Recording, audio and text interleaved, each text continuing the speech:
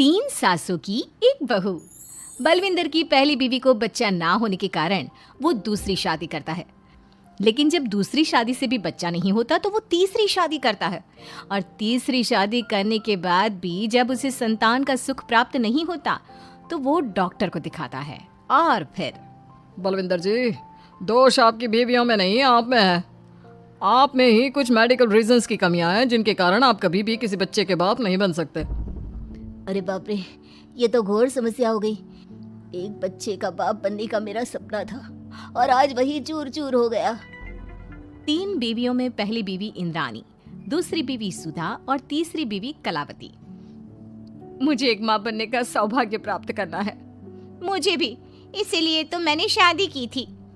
अरे लेकिन अब किसे पता था कि हमारे पतिदेव में ही कमी होगी। अब हम क्या करें? हम एक बच्चे को गोद लेते हैं। तीनों एक बेटे को गोद लेते हैं जिसका नाम प्रमोद रखा जाता है। 20 साल बाद अब तीनों भी बूढ़ी हो चुकी होती हैं। बलविंदर भी बूढ़ा हो चुका था। प्रमोद एक अच्छी नौकरी करता है। उसकी शादी की उम्र हो चुकी थी, इसलिए तीनों माएँ प्रमोद की शादी पाखी नाम की एक लड़की से करा देते हैं। शादी के बाद बहू पाखी की पहली रसोई की रस्म की बारी आती है। मेरी प्रिय तीन सासू माओ, आज मेरी पहली रसोई है।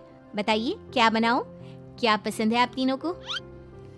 बहू तू ना कढ़ाई पनीर, सूजी का हलवा और पुदीने की चटनी बना दे। अरे नहीं नहीं, ये क्या पसंद है? अरे पाखी बहू, तू छोले भटूरे, सरसों दा साग और मक्के दी रोटी बना और पंजाबी लस्सी भी बना दे। ओफो, सच में मेरी सौतन हो, खाने के मामले में तुम्हारा टेस्ट और चॉइस दोनों भी बकवास है।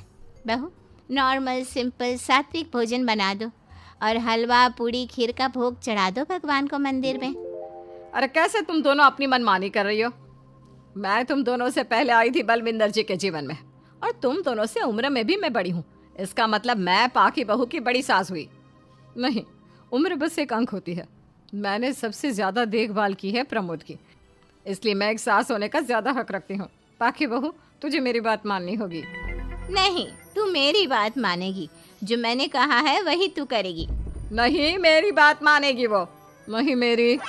तीनों सास आपस में चिल्लाने लगती है और फिर वहाँ पर बलविंदर और प्रमोद आ जाते हैं। अरे ये क्या बिल्लियों की तरह लड़ रही हो तुम तीनों सास? पाखी बहू को घर में आए पूरे 24 घंटे भी नहीं बीते हैं।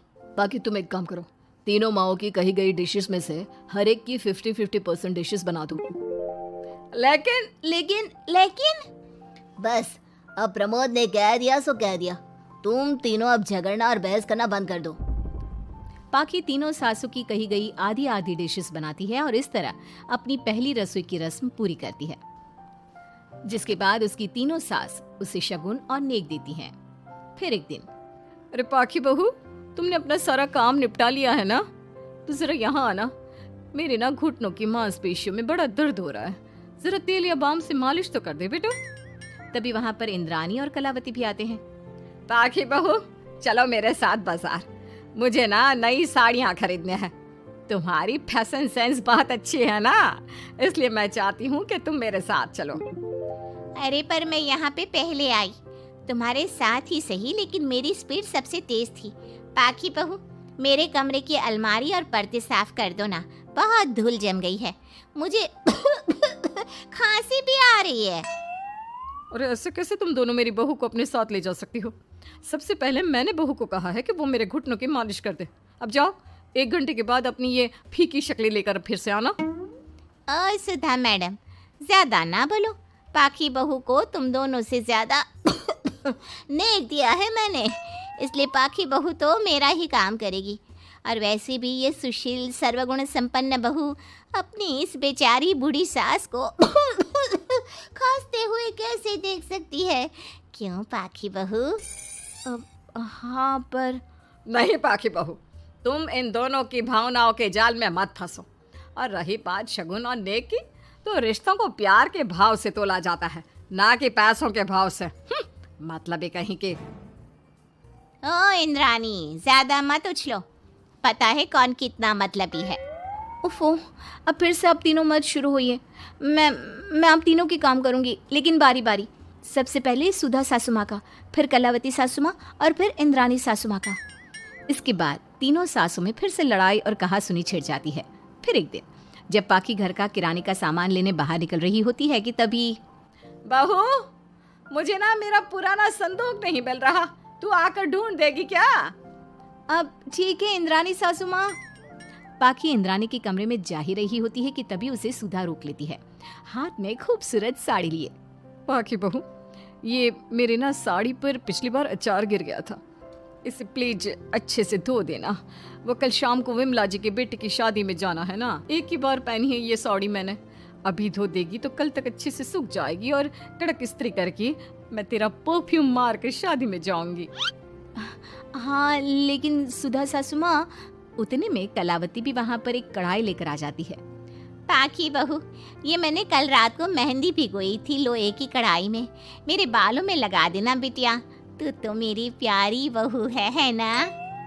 इंद्रानी वहाँ आ जाती है और तीनों सास फिर से एक दूसरे को गुस्सेल आंखों से देखती है और फिर से आपस में लड़ना शुरू कर देती है। तुम अपने आप को समझती क्या हो? खरीद लिया है क्या मेरी बहू को? ये मेरी बहू है। तो मेरी पड़ोसन है क्या? ये मेरी भी बहू है और मेरा भी इस पर उतना ही हक है जितना कि तुम्हारा। तुमने खरीद नहीं लिया है ना, तो ये मेरी है, सिर्फ मेरी इकलौती बहू मेरी पाखी, मेरा ही काम करेगी। क्यों पाखी? नहीं नहीं, ये मेरा काम करेगी। पहले मैंने आवाज लगाई थी। तुम दोनों तो ऐसी बहू पाने के लायक भी नहीं हो। हट जाओ तुम दोनों और खुले मैदान में जाकर एक दूसरे से लड़ो और नोचो एक दूसरे को। लेकिन पाखी बहू तो सिर्फ मेरी ही सुनेगी और मेरे ही आदेशों का पालन भी करेगी। तीनों सासों के बढ़ते झगड़े को देख पाखी अपना आपा खो देती है और जोर से चिल्ला पड़ती है, बस बहुत हुई आप तीनों की तू मैं। अरे रोज ना ड्रामा लगाती रहती हो, 50 साल की बूढ़ी औरतें हो गई हो, फिर भी बच्चों की तरह लड़ती रहती हो। अब बस बहुत हुआ। अब तो मैं आप तीनों में से किसी की भी बात नहीं सुनूंगी और मैं जा रही हूँ ये घर छोड़ के। अब मुझ में और सहन शक्ति नहीं बची, मैं चली। अब लड़ो झगड़ो, एक दूसरे को मारो पीटो नोचो, जो करना है करो। पाखी अपना सूटकेस लेकर घर से बाहर निकलने लगती है। तभी तीनों सास बेहद घबरा जाती हैं और भावुक होकर पाखी से विनती करने लगती है, पाखी बहू, बहू हमें छोड़कर मत जाओ ऐसे। अरे हम तुम्हारे बिना मर जाएंगे। इतने कम समय में ही तुम हम सबकी जीने की वजह बन चुकी हो। माफ कर दो हमें बेटा। हाँ पाखी बहू, हम आइंदा से कभी नहीं लड़ेंगे और हंसी खुशी मिलकर बात करते रहेंगे, वादा करते हैं।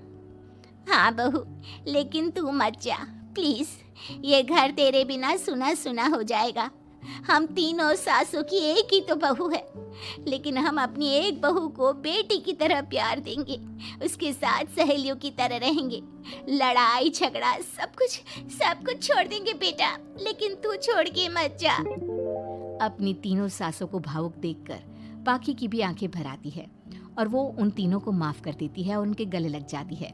इसके बाद तीनों सास अपनी एक बहू संग खुशी से मिलजुल कर रहती हैं और आपस में जरा भी लड़ाई झगड़े नहीं करती। हंसी भी हो गई और सीख भी मिल गई। अगली कहानी में और मजा और एक छोटी सी सीख के साथ मिलते हैं। तब तक कहानी पॉप को सब्सक्राइब करना ना भूलो।